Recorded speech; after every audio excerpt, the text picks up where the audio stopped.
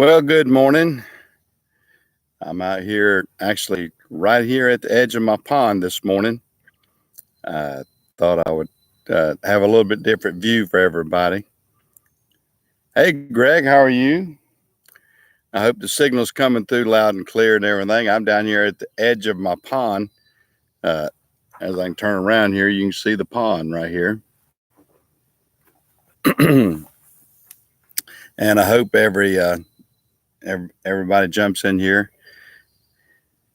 Signal's good. Good. Yeah, I'm running off my Wi-Fi off my AT&T phone. My AT&T phone usually does pretty good signal for me, and everything.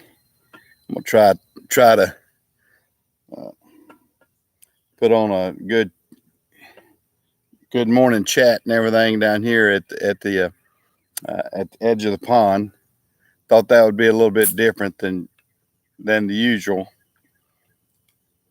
and I'll discuss about what I bought at the sale. I bought way too much at the sale last week. I don't know if anybody's ever done that before. I know Chris Richards is probably, if Chris gets in here. Hey, Ponca, how are you? Getting a little bit of morning breakfast there. But I spent the majority of the week with all my people picking up what we bought at the sale. And the other thing, yeah, you're Chris is in here. Hey, Farm Off Fanatic. Uh, yeah, I bought way too much stuff at the sale. Not yesterday, but the previous Saturday, and plus I picked up some merchandise for another guy. I agreed to bring his machine in and uh, get it away from the sale because the place was being, well, it went in bankruptcy, and everybody had to have everything out by Friday afternoon. And finally, we got it all out by Friday afternoon, but it took some doing. And we brought all the heavy hitters, all my guys. I had six people over there at one time helping me get all this stuff up, and it was a mess trying to get it all done in a timely fashion.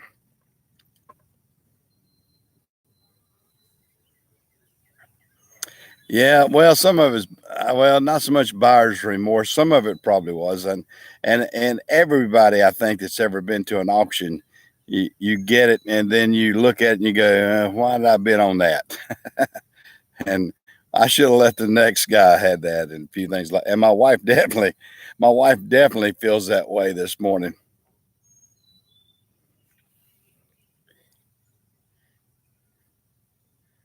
Yeah, yeah, it's tough sometimes to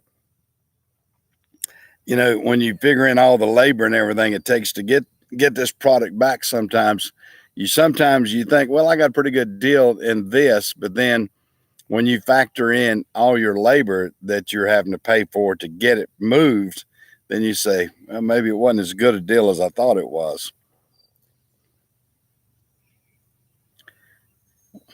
Yeah, it's like I said, a little bit of buyer's remorse, I guess, but I'm glad of what I got. And some things, actually, I got a few surprises.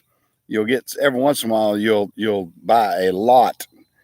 Uh, I mean, you buy a lot, and you look at everything that's on the top of the box and everything else, and you factor in. You say, well, is this going to justify what I'm bidding on it and all that sort of stuff? And you do it, and then when you actually start going through the box, you might find a gem at the bottom of it that's even better. And I had a few of those too. I had a couple of aha moments, I guess, or go, wow, this is great. I got this and didn't even know that was in the box. And so I got a few of those too. And those are always the fun surprises when you're at a sale, I think, as when you know that you're justifying what you're paying for it. on what you can actually see, and then you see something else in there.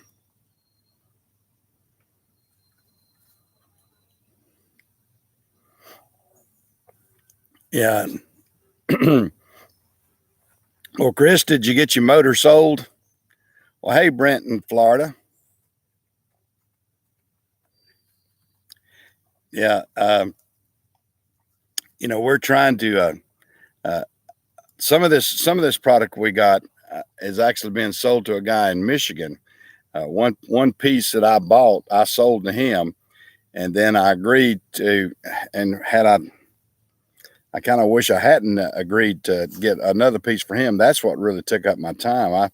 I've got to charge him for getting all this other equipment out, and it was a pain. We actually had to cut a wall out, and of course they were letting us do it because the next tenants were going to take that wall down anyway, so we were able to do that. But I had all the labor involved with that, and then the wiring and a few other things, and then basically really take our time because the machine that we were pulling out was so top heavy that it was really dangerous. I mean, really dangerous. Also, you're giving that to another YouTuber. It's out. Okay.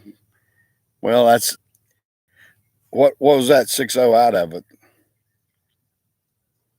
No, it wasn't a lathe. It wasn't a lathe I had. It was actually, I'll have to show you sometime. I'll take some pictures of it. It was a machine that cost $80,000. It did tensioning. In other words, it had great big clamps on it and on both ends, and it would pull the metal apart until something gave. In other words, if you had it hooked to a bolt and then you had it hooked to the other piece of metal, and you would pull it apart to see which part gave out first. And it was an expensive machine that was made in Germany, and the cost of it was $80,000.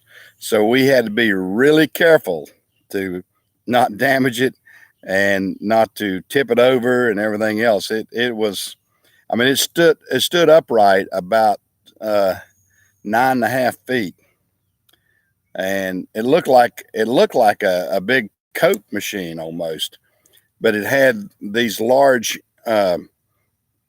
the large geared well, not geared motors, but the geared arms that came down and clamped on one end, and then had another one from the bottom that would clamp from the other end. And basically, that hydraulic motor would just work until it pulled this metal apart. And it was really strong too. So I mean, because it was able to check tensile strengths, what it was. My son, he says they actually use that, and they pay like $2,500 to $3,000 sometimes to have stuff tested like that. So it was a big test equipment.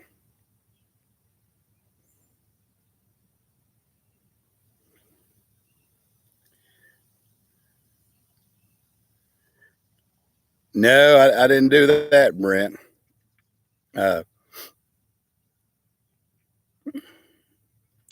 well, yeah, I got a lot of stuff I can use, and some of the stuff I was able to get a hole digger uh, for my Bobcat.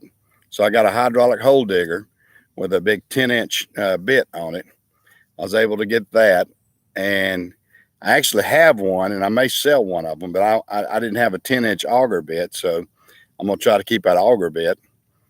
And then I got a couple of great big hydraulic motors, and I'll probably sell those.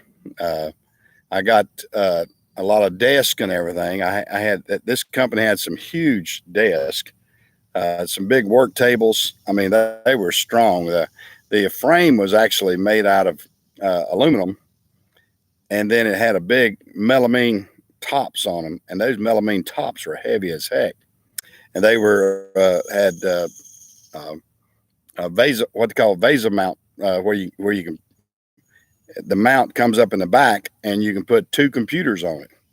So they'll work really good.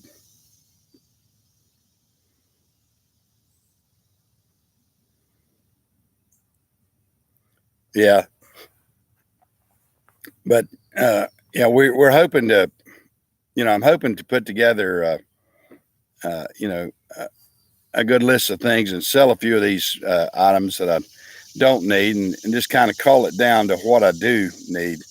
I've got a big parking lot out in front of my building and everything, so hopefully I can just have a big yard sale one day, and when it cools down a little bit out here, and and do good with that. Yeah, I hope you're liking what you see out here. Well, here comes one of my dogs. Here comes Axel. Hey, Axel, you're trying to sneak in over here, aren't you?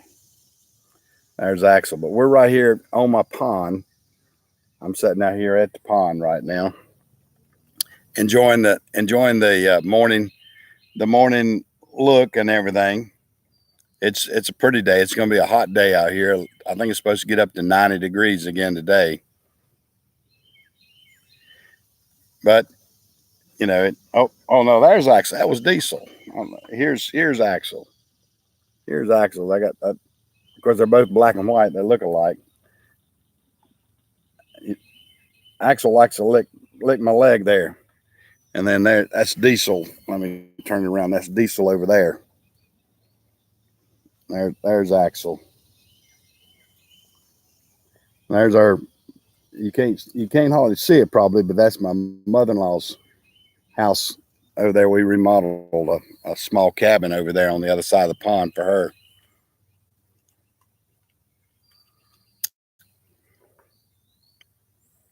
Oh, am I getting blurry? Is my signal getting bad? I couldn't tell here. Is my signal okay? Yeah. The pond's. Let me stand up, so maybe hopefully the signal won't. There's the pond. I'll walk down here toward the pond here a little bit. I don't want to get into the sunlight too much. I think it'd block it off. But we got about a 5-acre pond, 4 to 5 acre pond here. There's that part of it, and then over here you can see the back side of it. There goes back down that way. We had to get a big tree out of the pond the other day, and I've got one more over here. I got to get down. That's causing us problems and everything. Well, are you coming back over here? Axel, you want to say hey to the crowd? Axel, you want to say hey? Huh? Look up here. You want to say hey to everybody?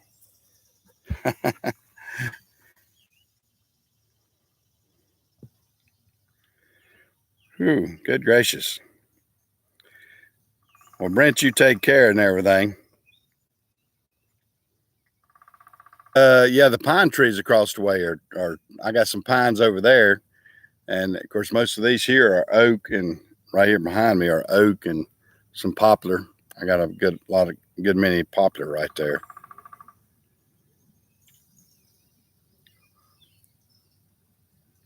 Have you lost me? Am I out? My signal's showing good here.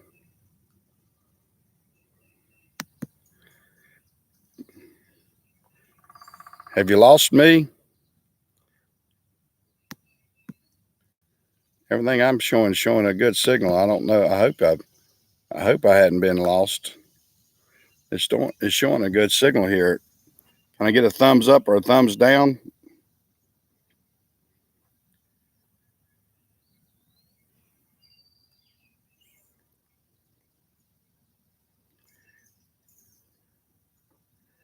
Okay. Well, I'm sorry. The signal strength that I got showing is good here. I was hoping there would be a good. I'll not move around as much.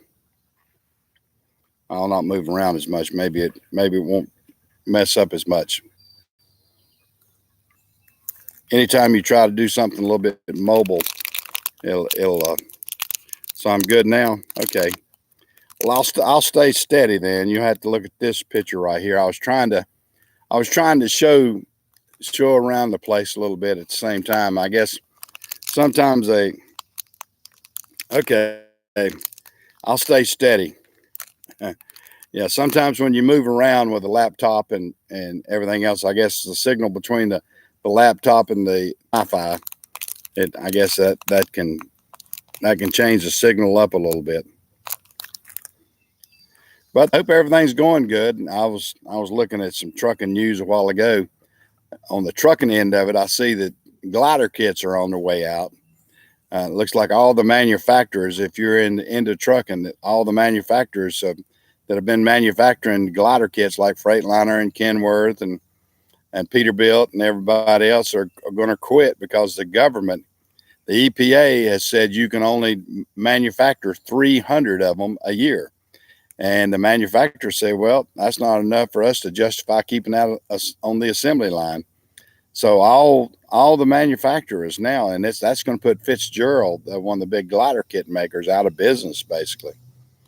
I mean, they have been in business a number of years building all these gliders, and now that's going to change that dynamic greatly. So if you're in the trucking end of this kind of business, then you'll hate to hear that option is going to be gone for good. It looks like, and unless there's some other thing that comes down the pipeline, because the major manufacturers are saying it's not going to be worth their time to do it, and all that sort of stuff. Well, I'll tell you what, guys, evidently my signal must be getting bad because everybody keeps dropping off. I'm going to call it quits for today. I'm going to call it quits, and I'll see y'all later. Maybe I'll get a better signal next week. So y'all take care.